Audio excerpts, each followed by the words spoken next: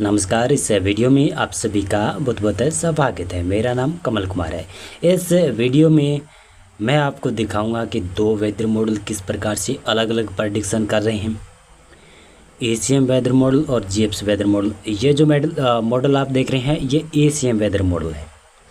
ये संकेत दे रहा है कि बंगाल की खाड़ी में उभर कर एक सिस्टम अभी उभरा हुआ है। सिस्टम वो well mark low pressure area depression बनेगा जो कि 26 से 27 सितंबर के दौरान बनने वाला है और वो बनकर सिस्टम मध्य भारत से होते हुए फिर गुजरात की तरफ आएगा। और ये एशियन वेदर मॉडल इसको संभावना जता रहा है कि गुजरात के ऊपर आने के बाद में 1 अक्टूबर को वो अरब सागर में भी एंटर कर जाएगा। एशियन वेदर मॉडल दिखा रहा है। मैं इसके बाद में दूसरा वेदर मॉडल भी दिखाऊंगा, जीएप्स वेदर मॉडल भी। और एक उसी के साथ साथ में एक और नया सिस्टम बंगाल की खाड़ी के ऊपर उभरते हुए दिखा रहे हैं। ये दोनों वेदर मॉडल दिखा रहे हैं। लेकिन आगे क्या दिखा रहे हैं, एशियन वेदर मॉडल दिखा रहा है कि ये सिस्टम जब अरब सागर के ऊपर एंटर करेगा तो यहाँ पर ये काफ़ी तगड़ा सिस्टम, साइक्लोन जैसा सिस्टम बनने की संभावना बन रही है। आपको दिखाता हूँ मैं। वैसे अरब सागर में साइक्लोन बनेगा जब ये पश्चिमी दिशा की तरफ मूव करेगा तो इसमें भारत में कोई भारत में ज़्यादा प्रभाव भी नहीं पड़ेगा। आपको दिखाते चलें तो यहाँ पर 2 अक्टूबर को देखेंगे। 2 अक्टूबर को ये संभावनाएं इस प्रकार से कह सकता हूँ कि गुजरात से धीरे धीरे निकलेगा पश्चिमी साइड और 3 अक्टूबर को लगभग ऐसा लग रहा है कि गुजरात से निकलकर ये अरब सागर में काफ़ी ज़्यादा अंदरूनी इलाकों में प्रवेश कर जाएगा। अब धीरे धीरे ये इंटेंसिफाई होता हुआ दिखाई दे रहा है। 3 अक्टूबर की दिखा रहा हूँ मैं, आज का जो पूर्वानुमान दिखा रहे हैं ना। 4 अक्टूबर को ऐसा माहौल बन सकता है, यानी जो अरब सागर में अब चक्रवाती सिस्टम बनाएगा या तूफान बनेगा या संभावना है। 5 अक्टूबर को संभावना है कि अरब सागर में चक्रवाती तूफान बनेगा। उसका असर भारत के ऊपर तो नहीं पड़ेगा, भारत के ऊपर तो पक्का ही नहीं पड़ने वाला है।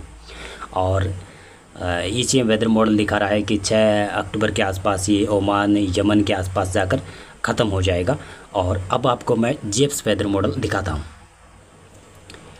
जीएप्स वेदर मॉडल फोरकास्ट कर रहा है कि 1 अक्टूबर को इस प्रकार से माहौल रहेगा। जिस प्रकार से एशियन वेदर मॉडल ने भी पूर्वानुमान जारी किया था ना कि बंगाल की खाड़ी में एक नया सिस्टम भी उत्पन्न हो जाएगा, तो वो उत्पन्न होता हुआ दिखाई दे रहा है इसमें भी। और इसी के साथ साथ में मैं आपको बताता चलूँ तो 2 अक्टूबर को ये मैप दिखा रहा है जीएप्स वेदर मॉडल जो भारतीय मौसम विभाग बनाता है। और मैं ये आपको दिखा रहा हूँ विंडी ऐप के थ्रू। तो यहाँ पर ऐसा लग रहा है कि उत्तरी बंगाल की खाड़ी के ऊपर काफ़ी मजबूत सिस्टम बन सकता है और ये मजबूत सिस्टम बनने के साथ साथ में बरसात भी कई इलाकों पर करवा सकता है।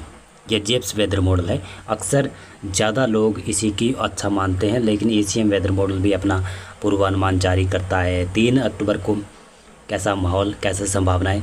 ऐसा लग रहा है कि ये सिस्टम उत्तरी बंगाल की खाड़ी के ऊपर बनने के बाद में बिहार, पूर्वी उत्तर प्रदेश की तरफ जा सकता है, लेकिन उत्तर भारत की तरफ पश्चिमी विक्षोभ भी आ रहा है जो कि 3, 4, 5 अक्टूबर के आसपास थोड़ा सा दिखाई दे रहा है। मेरे को दिखाई दे रहा है, इस वेदर मॉडल में दिखाई दे रहा है और आगे शायद बदल भी सकता है।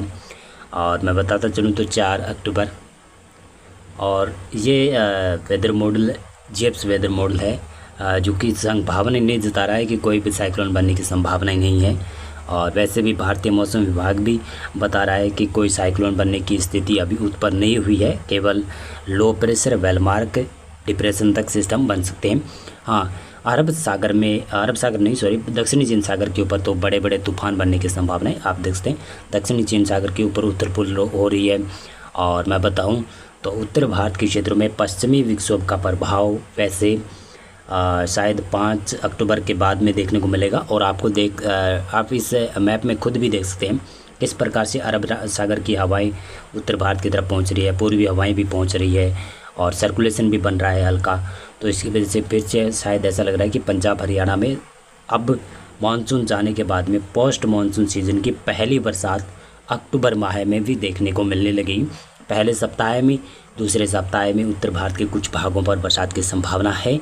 और यानी कह सकता हूँ कि पहले सप्ताह के अंतिम दिनों में और दूसरे सप्ताह के शुरुआती दिनों में अक्टूबर माह में कुछ उत्तर भारत तक बरसात पहुँचेगी।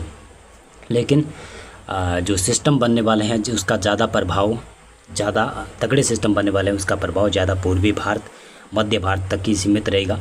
बाकी उत्तर भारत के क्षेत्रों में ज़्यादा प्रभाव नहीं पड़ेगा, केवल हवाएं बदल सकती है।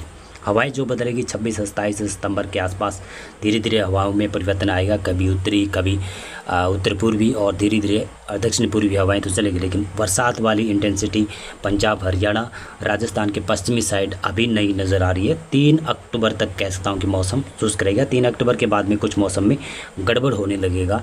उत्तर पश्चिमी भारत के साइड में थोड़ा थोड़ा बदलाव होने लगा। पहाड़ों पर उत्तराखंड, हिमाचल प्रदेश, जम्मू कश्मीर, गिलगित, लद्दाख की तरफ बरसात के साथ साथ में कुछ भागों पर अक्टूबर माह के पहले और दूसरे सप्ताह के मध्य जो दिन हैं उन दिनों में कुछ जगहों पर बर्फबारी हो सकती है ऊंचाई वाले रीजन में, और हो सकता है कि दक्षिणी रीजन में कुछ भागों पर हल्की मध्यम बरसात भी आए, जो कि पहाड़ी रीजन उत्तराखंड, हिमाचल प्रदेश, जम्मू कश्मीर में देखने को मिल सकती है। नमस्कार, बहुत बहुत धन्यवाद आपका पूरा वीडियो देखने के लिए। आपने यहाँ तक पूरा वीडियो देख लिया है तो आप एक बार अगर आप कोई ख़रीदारी करना चाहते हैं, सस्ता मोबाइल ख़रीदना चाहते हैं या फिर कोई सस्ते कपड़े ख़रीदना चाहते हैं और सस्ते जूते भी ख़रीदना चाहते हैं तो लिंक डिस्क्रिप्शन में दिए गए हैं, वहाँ पर जाकर आप वो देख सकते हैं। बहुत बहुत धन्यवाद आपका पूरा वीडियो देखने के लिए।